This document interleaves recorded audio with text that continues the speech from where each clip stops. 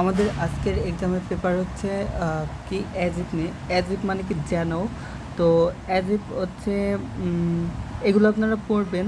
আমি গুরুত্বপূর্ণ লাইনটা বলে দিচ্ছি যে এখানে গুরুত্বপূর্ণ লাইনটা হচ্ছে এটা যে এখানে আমি নিয়মটা লিখে দিচ্ছি। অ্যাজ ইফ এখানে যদি PRESENT প্রেজেন্ট আইএনটি হয়, ইনডিফিনিট হয়, এখানে PAST পাস্ট ইনডিফিনিট হয়। তো এখানে subject plus were plus V2 বা হ্যাড এগুলো হতে পারে।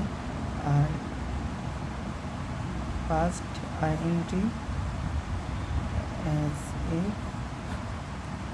প্লাস PA পাস্ট পারফেক্ট, হ্যাঁ পারফেক্ট টেন্স। তো আমরা একটু প্রশ্ন পেপার সলভ করি। যে এখানে দেখেন ভুল হচ্ছে কোথায়। এখানে ভুল হচ্ছে, আপনারা খেয়াল রাখবেন যে এখানে থার্ড পারসন সিঙ্গুলার নাম্বার, তো এখানে অবশ্যই এস হবে। তো এখানে ভুল ছিল, এখানে এস হবে, এসটা ছিল না। আর এখানে হচ্ছে আমরা জানি যে আমরা এখানে ওয়ার কেন ব্যবহার করব, এটা তো প্রশ্ন। ওয়ার কেন ব্যবহার করব যে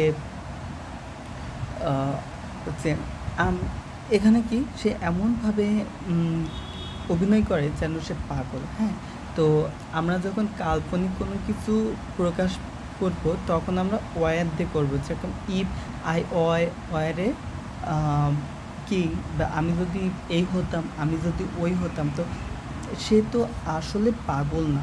সে আসলে পাগল না, কিন্তু আমরা তাকে সাজিয়ে নিচ্ছি সে একটা পাগল। তো আমরা যখন কোনো কাউকে সাজিয়ে নিব বা ভেবে নিব, বা সে কিন্তু ওটা না, কিন্তু আমরা তাকে সাজিয়ে নেব কাল্পনিকভাবে, আনরিয়েল পাস্ট, যেটাকে আনরিয়েল পাস্ট বলে, তখন আমরা এখানে ওয়ার দেব। এ আর ওয়ার, এই থার্ড পারসন থাকা সত্ত্বেও এখানে ওয়ার হবে। হ্যাঁ, তারপরে হচ্ছে এখানে পাস্ট টেন্স আছে, এখানে পাস্ট টেন্স। তো আমরা এখানে দেখি যে এখানে প্রেজেন্ট টেন্স থাকলে এই পাশে হবে পাস্ট ইনডিফিনিট। এখানে প্রেজেন্ট ইনডিফিনিট ছিল, পাস্ট ইনডিফিনিট হয়ে গেছে। এবার এখানে আছে পাস্ট ইনডিফিনিট, তাহলে এই পাশে পাস্ট পারফেক্ট। এখানে পাস্ট ইনডিফিনিট আছে আর এখানে পাস্ট পারফেক্ট, কিন্তু এখানে দেখেন যে পাস্ট পারফেক্টে কী হয়, হ্যাড হয়, কিন্তু এখানে হ্যাড নেই, হ্যাভ আছে, তাহলে এটা হবে না। তাহলে বাদ বাকি সব ঠিক আছে।